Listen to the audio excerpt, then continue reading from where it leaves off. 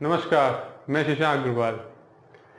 पिछली बार मैंने गंडमूल नक्षत्रों के बारे में आपको बताया था, तो कुछ लोगों का मुझ पे फ़ोन आया और उन्होंने ये मुझसे पूछा कि आपने गंडमूल नक्षत्रों के बारे में बता तो दिया, मगर अगर पंडित जी वगैरह ना मिलें समय पे शांति के लिए, या हम बहुत ऐसी जगह पे रहते हों जहाँ आप कुछ नहीं हो सकता, हमारी एज ज़्यादा हो गई है, तो हम एक क्या साधारण सा उपाय करें जिससे कि हम मूल नक्षत्रों का, गंडमूल नक्षत्रों का जो एक विष है उसे कम कर सकें। तो मैंने इन सब चीज़ों को जब अच्छे से सुना और समझा, तो फिर मेरे को लगा कि मुझे इन सब चीज़ों के बारे में आपको एक सरल उपाय बताने चाहिए। तो मैं आज आपको केतु के मूल नक्षत्रों के बारे में बताऊंगा, और नेक्स्ट वीडियो में आपको बुध के जो मूल नक्षत्र हैं उनके सरल उपाय बताऊंगा। तो आज मैं बहुत इत्मीनान से आपको ये सारी जानकारी दूंगा, तो आप बहुत ध्यान से सुनिएगा और जैसे मैं बताऊं वैसे ही करिएगा। सबसे पहले ये कि अगर आपका मूल नक्षत्र या गंडमूल नक्षत्र में जन्म हुआ है, तो आप ये उपाय पंडित जी से निकलवा लीजिएगा पंचांग से, कि जिस भी नक्षत्र में आपका जन्म हुआ है, चाहे वो अश्विनी हो, मघा हो या मूल हो, केतु का, इन तीनों नक्षत्र में से जो भी है, वो महीने में जिस दिन पड़े उसी दिन से आपको ये उपाय स्टार्ट करने हैं। और मैं नक्षत्रों के चरण के अनुसार आपको दिन बताऊंगा कि कितने दिन तक करने हैं। तो पहले मैं आपको बताता हूँ अश्विनी का। देखिए, अश्विनी का जो मूल नक्षत्र है उसमें जो पहला चरण पड़ेगा वो गंडमूल का पड़ेगा, और पूरे अश्विनी नक्षत्र में सिर्फ एक ही चीज़ का दान करना है, वो है भोजन का। यानी कि कोई भी पका हुआ भोजन जिसे आप आराम से मंदिर में दे सकें, किसी गरीब को दे सकें, इस तरीके का भोजन। उसमें आप कुछ भी दे सकते हो पर हो पका हुआ। अब जिसका गंडमूल नक्षत्र यानी कि अश्विनी के पहले चरण में हुआ है, तो उसको भोजन अपने महीने में जब भी अश्विनी नक्षत्र पड़ेगा उस दिन से 9 दिन लगातार आपको भोजन मंदिर में देना है या किसी गरीब को देना है। उसके बाद अश्विनी का दूसरा चरण पड़ेगा।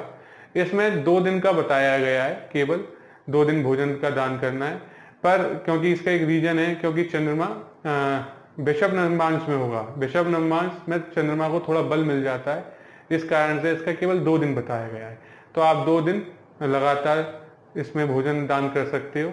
और अश्विनी का अगर तीसरा चरण है तो अभी आपको इसमें 2 दिन ही दान करना है। और अगर अश्विनी का चौथा चरण है तो फिर आपको लगातार 26 दिनों तक भोजन का दान करना है। ठीक है।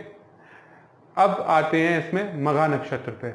मघा नक्षत्र का पहला चरण गंडमूल नक्षत्र हो गया, तो इसमें आपको वस्त्रों का दान करना है मघा नक्षत्र में। तो कोई भी वस्त्र हो, चाहे इसमें आप तौलिया हो या पहनने का कोई वस्त्र हो, कुर्ता हो या कोई रुमाल हो, कुछ भी हो सकता है इसमें। ये नहीं कि कोई आप सोचो कि कोई लंबा चौड़ा वस्त्र ही दान करना है।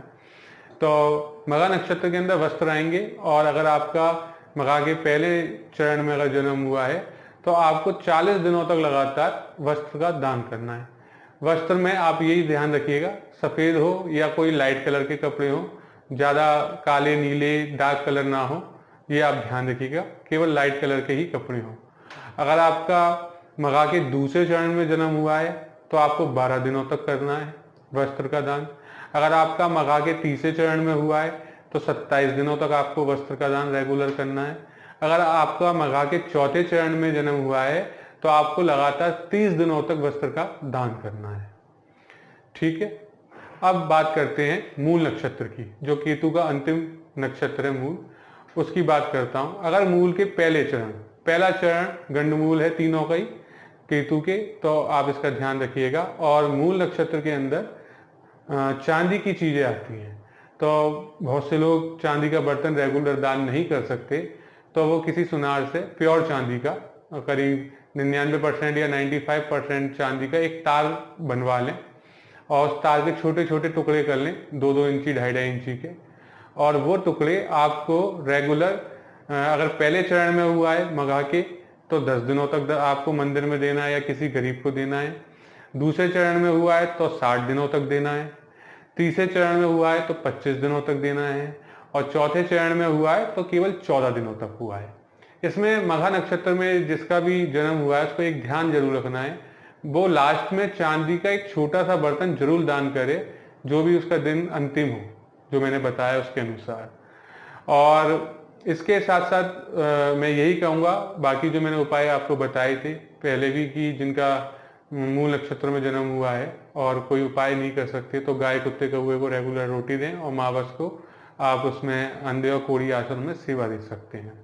और ये उपाय जो मैंने नक्षत्रों के अनुसार बताए हैं, ये आप भी किसी भी उम्र के हों आप इसको शुरू करिए और उन नक्षत्रों का जो दोष आपके जीवन में लगा है वो कम होगा। पर इसमें एक विशेष ध्यान रखिएगा, पंडित जी से उस नक्षत्र को आप निकलवा लीजिएगा कि महीने में किस तारीख को किस दिन पड़ेगा, उसी दिन से ये दान स्टार्ट करिएगा। धन्यवाद, नमस्कार।